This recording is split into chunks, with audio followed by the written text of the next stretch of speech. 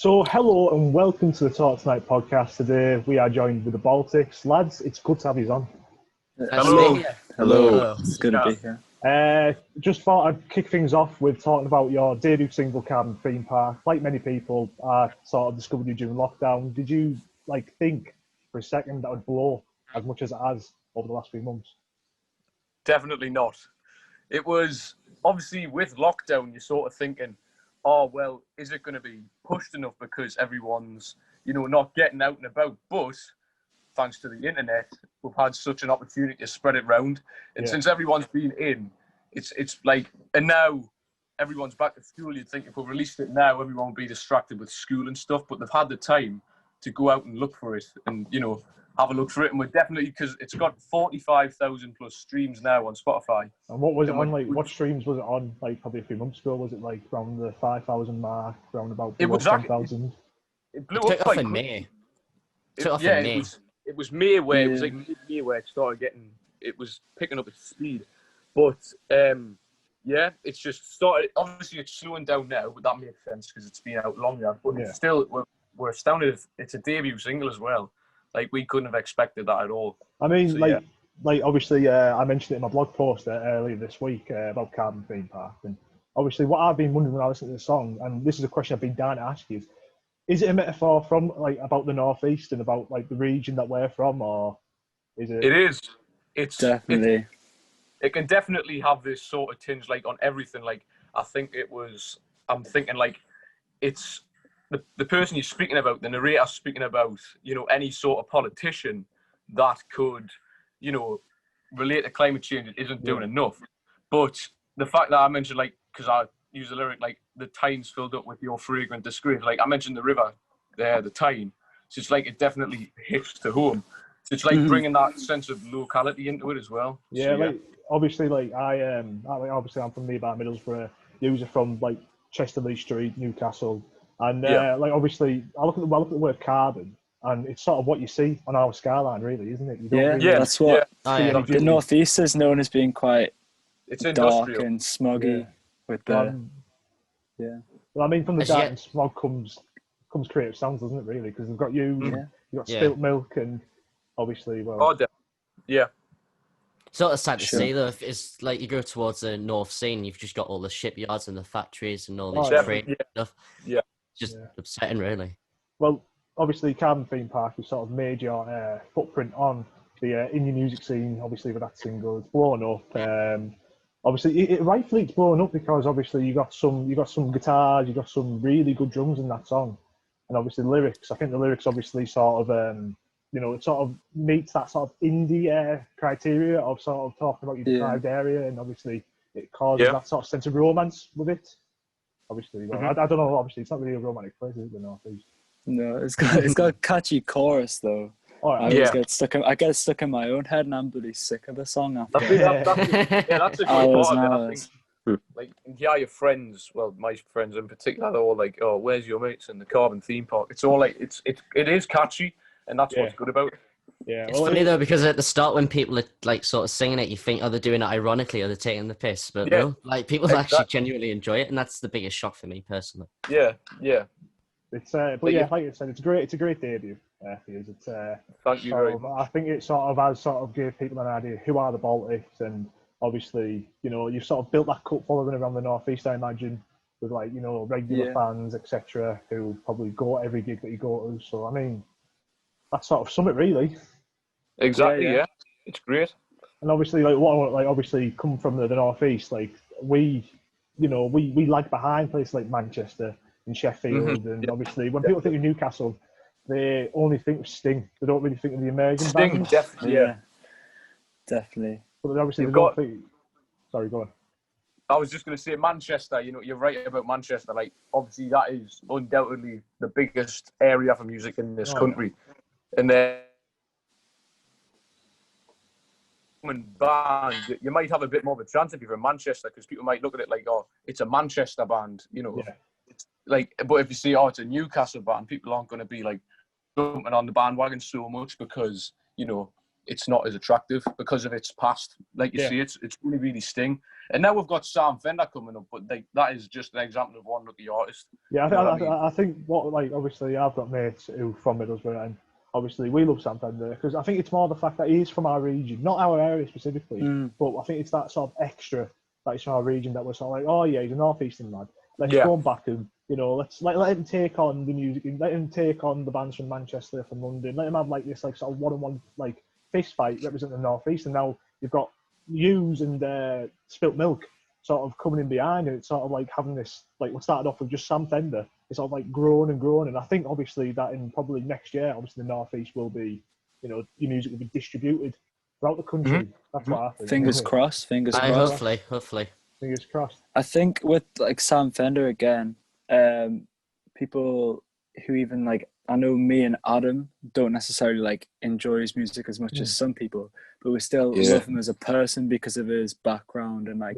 So most people from the northeast can get behind him, even if you're not into his music, which I also find quite cool. It's weird because I feel like, you know, I always talk about how artwork can influence your perspective of music. I think where he comes from really does influence it. Like, for some reason, when I'm listening to his music, I just sort of enjoy it that bit more because I think, oh, he's from the northeast. You know what I mean? Oh yeah, that's definitely. It's really, it's a weird feeling, but it's there. It's cool.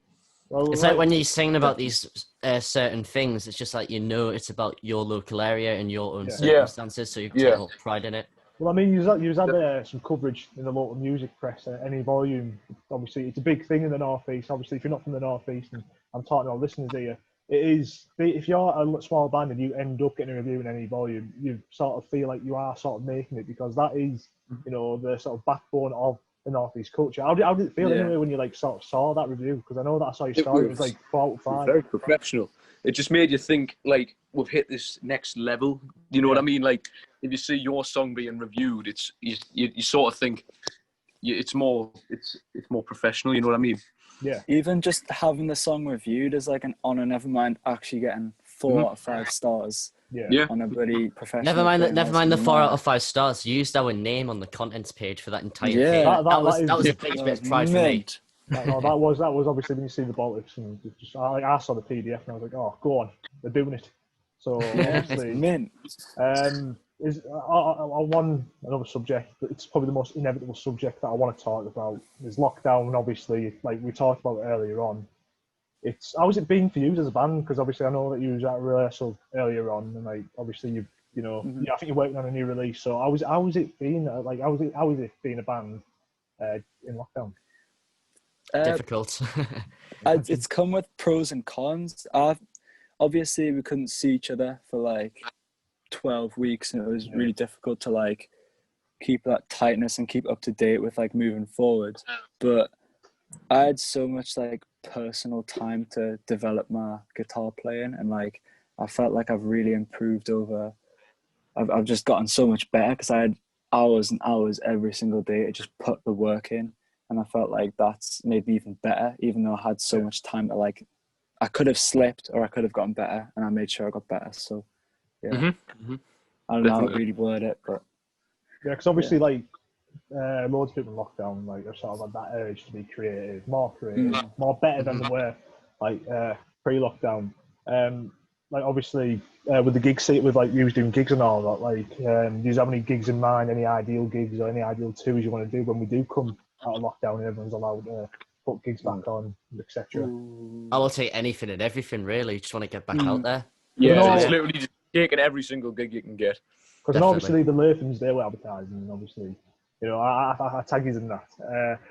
What would it be like if you were supporting a band like the Latham's? Like, obviously, I know that I can imagine you want to play at Newcastle, but obviously, if you could play like with the Latham's, obviously, I can imagine that being like another step in the direction for you. Definitely, yeah. I mean, it's like, because they're building, and they're like one of these bands that are they from up here? Because I haven't really from Wigan in Greater Manchester. Oh well, yeah, like north of England. You know what I mean? So, for them to be building and getting a bigger audience, and if they were to come up here and we were to like theoretically play with them, it would just build us even more, because you're getting exposure to lots of people, because I'm presuming they would be playing a pretty big venue, such as the O2. I think they are playing the O2 actually. Yeah, and that must have been it. And what it was to see all them, because like you say, that post where we got tagged on, just to see all these people tagging me, it felt great. I did some maths on that post. Apparently, 20% of the comments were us.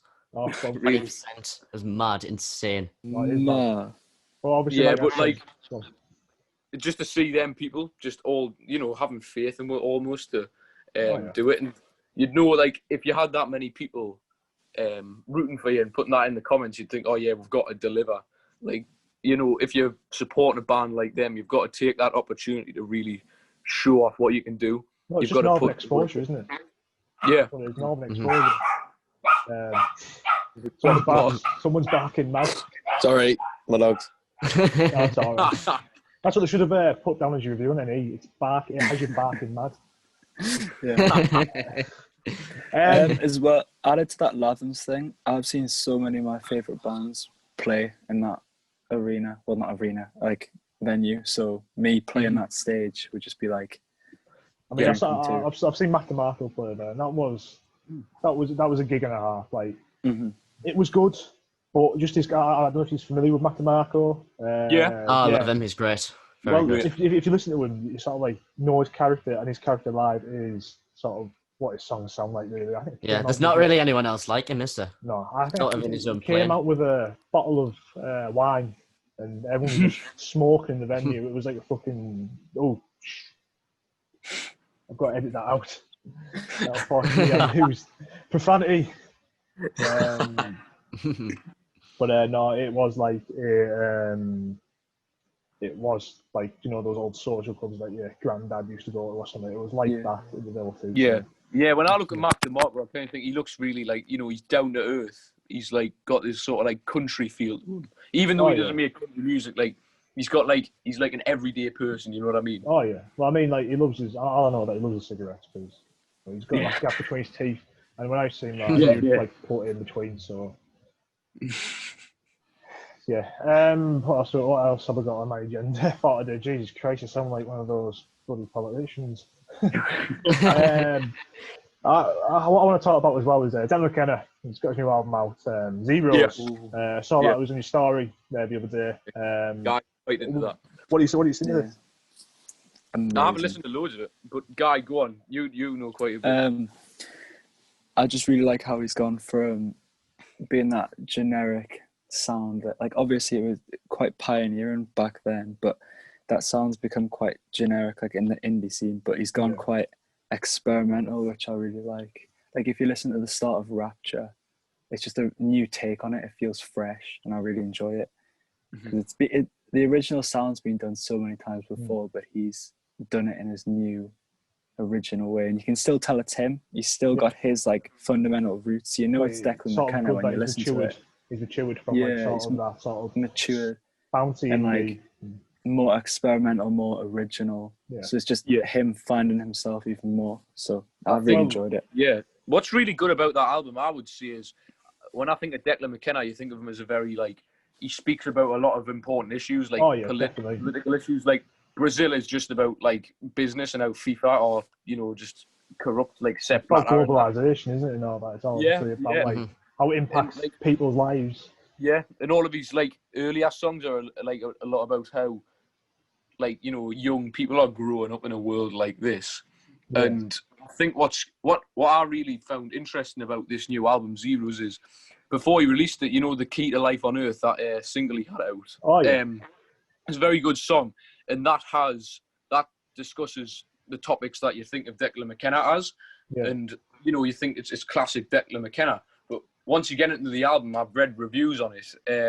He talks about himself a lot more, and he's a lot more like personal about it. So, when I was listening to Key to Life on Earth when Zeros came out the other day, what I took from the entire album, what I took from that track specifically, it is a very Bowie-inspired album. Yeah, definitely. Yeah. Do you hear that?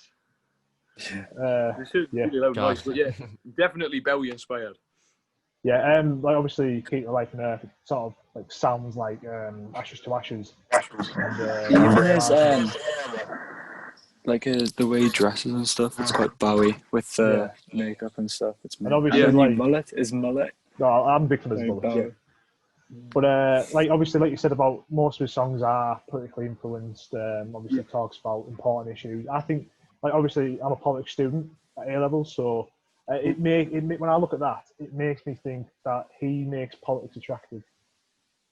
Yeah. Especially with songs like British Bombs, like it sort of made like that one attractive, and obviously, that's sort of a big that's makes people want to get involved and spread it themselves. Obviously, being from the area that we're from, obviously our sort of the region hasn't fared any better under Boris Johnson. So definitely not. Exactly. No, it's not done too well. Oh no, obviously because we come from a very rich sort of industrial area, well, which used to be, and obviously, I think being from the northeast, I think you'll agree with me though, is that the first person you like sort of learn to hate, like when you're straight out of the womb in the northeast, is Maggie Thatcher because of what she did to us. Yeah. Mm-hmm. Obviously, I can imagine, like, obviously your family being more proactive during the strikes and that, during the mining strikes and all that, because obviously Newcastle, South Durham, North Durham is sort of what you specialise in, really, isn't it? I can imagine down Yard Durham there was a lot of people involved, because obviously that's where all the pits were. Yeah. So obviously, like I said, I think that's what gives, like, obviously bands like you sort of that creative sort of motivation. Obviously, because obviously people think, the north, it's just a barren wasteland. Obviously, it's still got loads of folk bands and all that from the 1800s and all that in the pubs, but they're wrong, because obviously you have bands kicking and screaming all the way down to London, down in these venues, and they just explode, and people are like, oh yeah, I quite like that.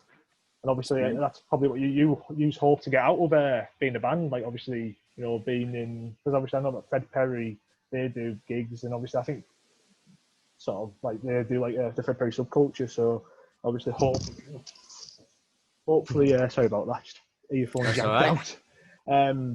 Obviously with them, like obviously if they listen to this, then who knows, maybe you could be the next band on the Fred Perry subculture. I mean, something like that. But obviously I think there's just sort of a bit of a there's something extra when you're a northern band.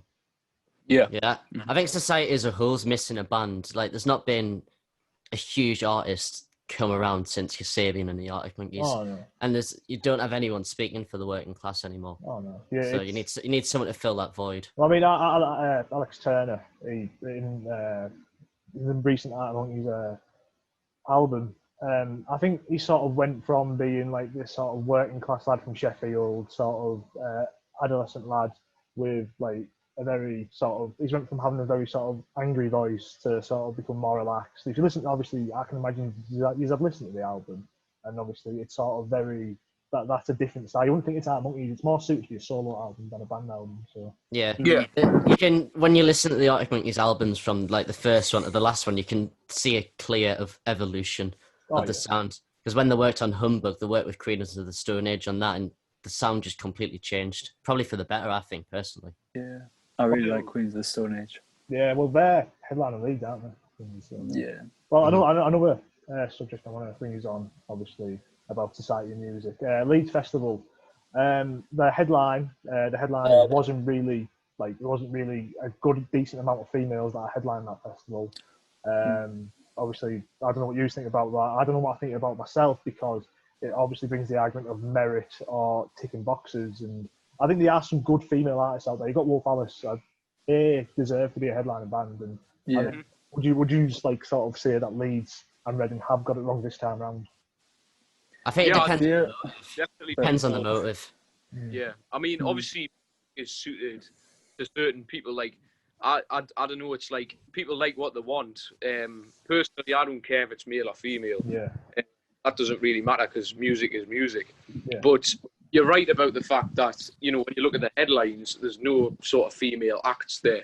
And I think that's a big problem. I mean, you can tell that, like, generally, obviously that's just a general term, and, like, lads are more in bands, but there's definitely females in bands, and I don't think they're really getting the opportunity to shine, because... Biba Doobie. Biba Doobie is an amazing artist. She's very good. It's very, like, indie music, and it's really well presented. And it's like, I think people are too sort of fixed on the opinion or sort of societal view that a band is like something that young lads do. Like, music is music, and it's something that everyone can do, no matter what your gender is. I think the thing with the UK indie scene, and this is something that I always think about, obviously, with our indie scene, it is I think it's yet to evolve. I think we've got to be patient. It's yet to evolve into sort of being female dominated, because it is, like you said, it's that generic view. It's like four white working class lads, always from a rundown area, and obviously, they're sort of taking on the world. And I think one thing that sort of like made me it just is confusing for me is that there's less artists I know in the UK indie scene that are like people of colour, and I think that's sort of like one thing that will be being the main thing in the indie scene, and like obviously in the next few years or something. Obviously, I don't know what your take on that is, but I do think that there are some people of colour that are talented, but they just don't seem to sort of reach out from the sort of London circle. Yeah, definitely. Yeah. And obviously, another thing I want to talk about, because I've used this line a lot, is your new single. You have a new single coming out 2nd of October. Yes, we do. My birthday is 2 days after, so that is a nice early birthday present for me. So cheers, lads. How did you just know? Very welcome. So this new single, what is it called? It's called Bad Reality TV. It's quite a funky name, I suppose. It is a funky name, Bad Reality TV. Is it? Are you going to be following the same route as you did with Carbon Theme Park, or is it in completely? Well, Carbon Theme Park was, I think, it's like the type of song that is it's quite a, I want to say a generic. It is different, but it's like it's just like it's like a catchy indie tune, which is something you see a lot. Oh yeah. I mean, Bad Reality TV is a lot more melancholy. It's about a more like down topic, but it's got more of the reverby guitar in it that we sort of want to follow, and it's its lyrics are a lot more like complex. Carbon Theme Park's aim was to be more catchy and sort of like speaking it is catchy, because obviously you've got that catchy chorus, and I can imagine when gigs come back, I can imagine most of like the gig goers that like come see you sort of forming mosh pits, and bouncing along to that sort of chorus, because it is a catchy chorus. I feel like Carbon Theme Park's lyrics were more blunt and to get a message across, but Bad Reality TVs have like a depth to them, so they're more. When you listen to Bad Reality TV, you've got to interpret it a lot more. It's not clear what it's about.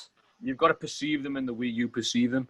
It's got its like literal sort of like, you can see it as like a lonely person, but it could like be it could be a metaphor for so many things that people interpret it in different ways. And I mean, for about a minute and a half of the song, it's a nice like steady beat, and then it explodes into this big chorus. So it's like very dynamic. Well, I look forward to listening to it, and obviously I can imagine I'll be writing some review about it in my in my blog entries that I've been doing. Obviously, I did include you in the blog that was in the Happy People music blog a few days ago. What did you think of that blog entry? Obviously, I don't want to blow my own trumpet here, and obviously hear your compliments. I thought it was mint. Yeah, we're very really appreciative. Yeah, thank you very much. It was really well written. Yeah. Well, like I said, I just want to have this Northern exposure thing, because I do think that there are bands up here that not a lot of people know about. It's not like you, Spilt Milk, the Royston Club, who are my next guests this week, and obviously they're from Wrexham, a sort of similar area. Well, I mean, it's in Wales, but sort of similar, like North Wales, Newcastle. Yeah. But, only a few hundred miles away. I thought you were straight enough from up here, and I was like, Wrexham. But no, it's got the same sort of background. Yeah, well, I mean, they have the accent, don't they? Like, I mean, no, they don't have a Geordie accent. Like, they don't have Mike Ashley, and they don't have Alan Shearer, but they have sheep. No, that is. They do have sheep. They do have sheep. That no offence to the Royston Club about that, obviously. Of course. Yeah, no offence. I can't wait to have you on. We're just messing about. Don't worry. And that's actually a big point, Obviously, we're talking about how Newcastle isn't as, it's not as well known in the music scene as places like Manchester. Yeah. But for, a band like them to have come out of a place like Wrexham and be fairly big at this stage, it's impressive. Well, it's like Catfish in the Bottom, and like they're from Llandudno or somewhere like that. Yeah, Llandudno or something like that. Llandudno. I thought You're sorry.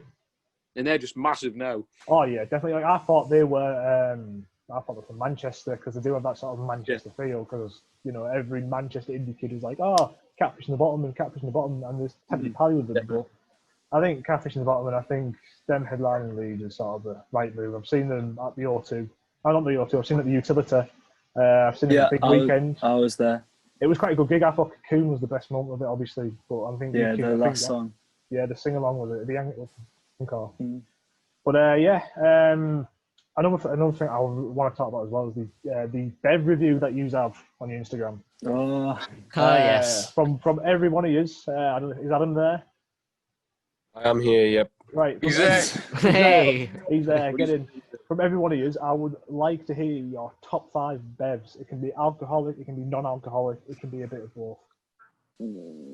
Right, go don't on. start with Shay. Oh, certainly not.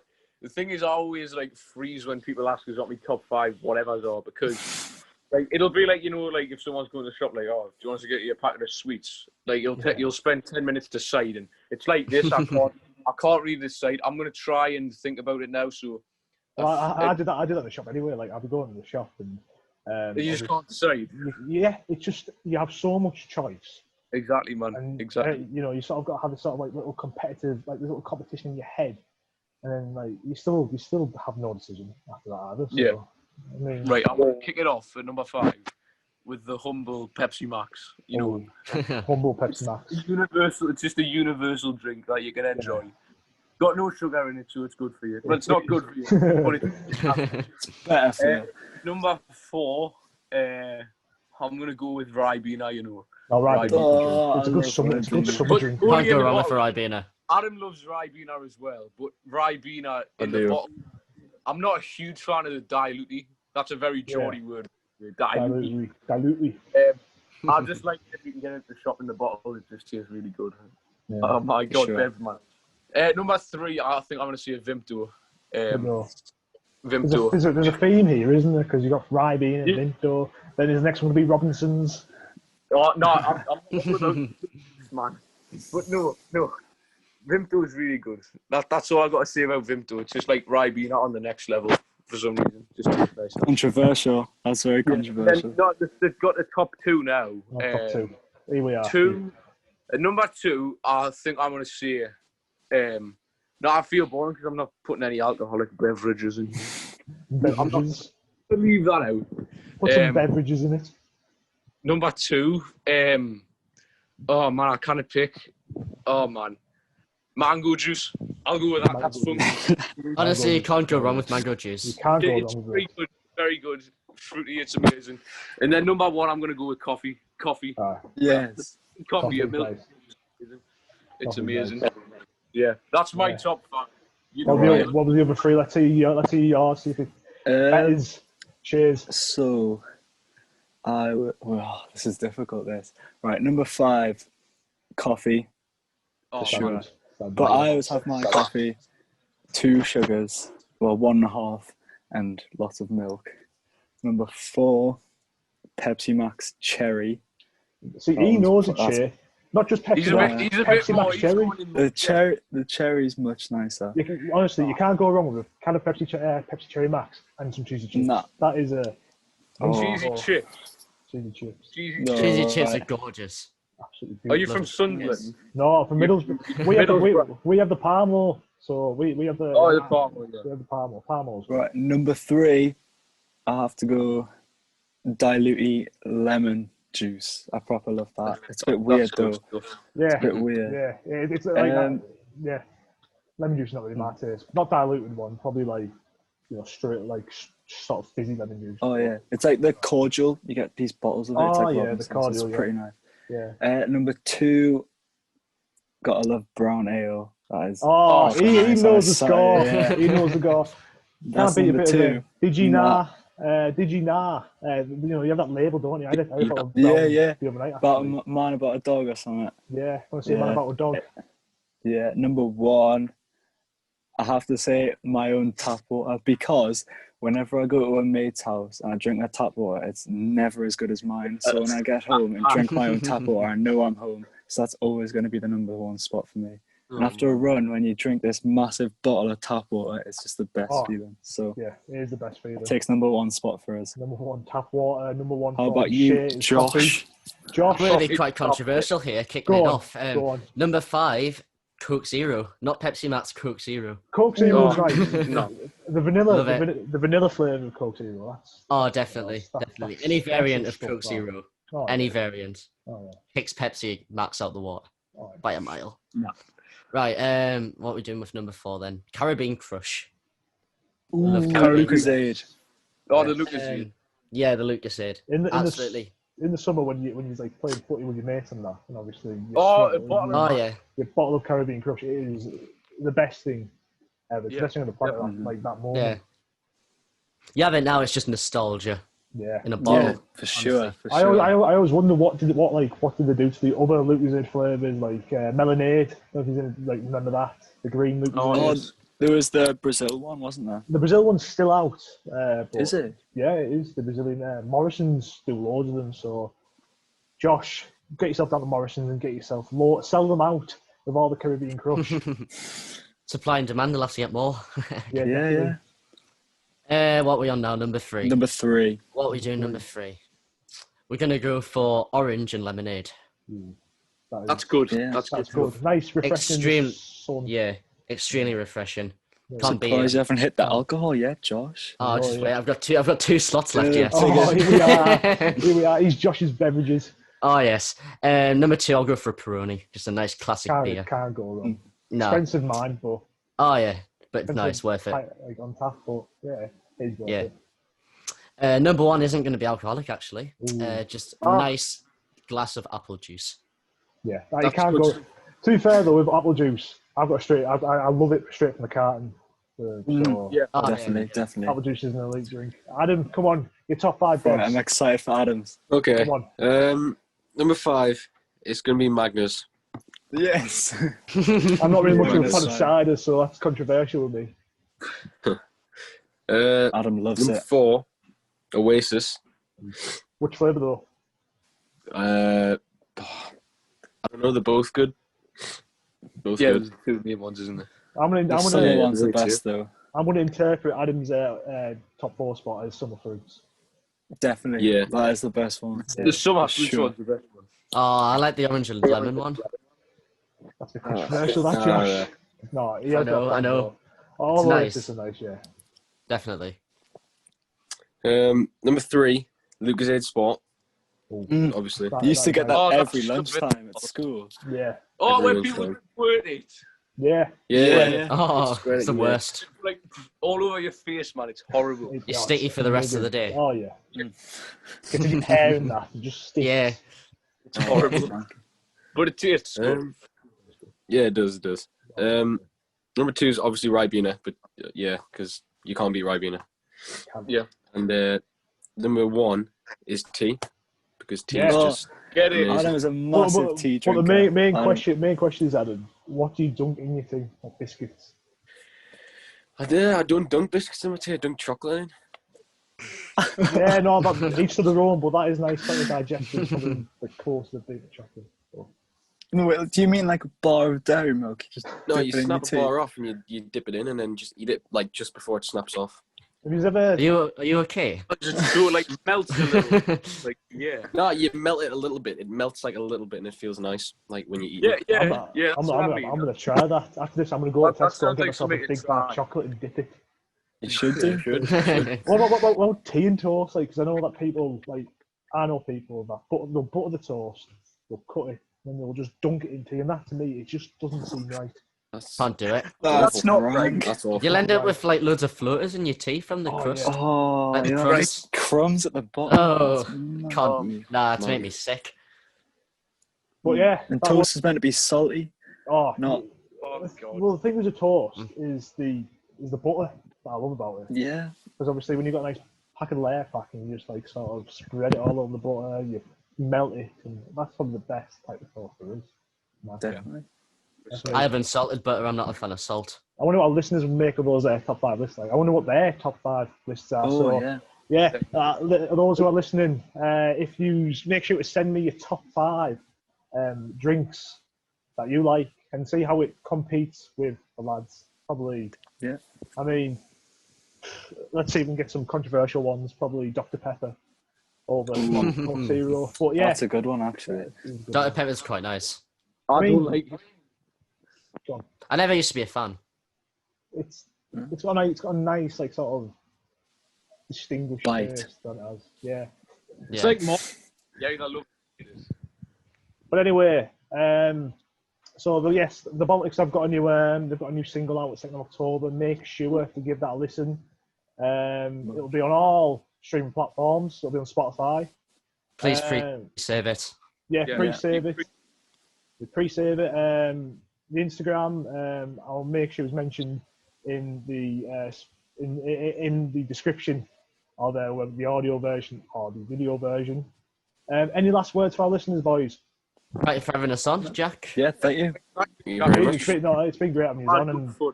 It's been great coming back to podcasts. good. Well, hopefully, I'll probably see you on in a few months or something talking about the new single. Maybe by then you have blown up. You're no longer Hopefully. belong to the Fingers North crossed. Fingers East. crossed. Fingers crossed. Fingers crossed. Touch wood. Yeah. Because obviously, things with bands, obviously, some peak and they get really big. I think of a specific band, the Sherlocks, they peak. Yeah, this is wood. Touch wood. Touch wood. They sell themselves out, and obviously, everyone forgets about them. But let's just hope that does not happen with you, because obviously, it's right talent, right from the northeast, and ready just to blow your eardrums off. No, I like that. That was good. That's a good ending. Yeah. I'll take Yeah. that. Thank you very much. It's all right, Thank you very lads. much. Thanks for being on. I'll see you later. Thank you. See you later. Cheers. Bye-bye. Bye.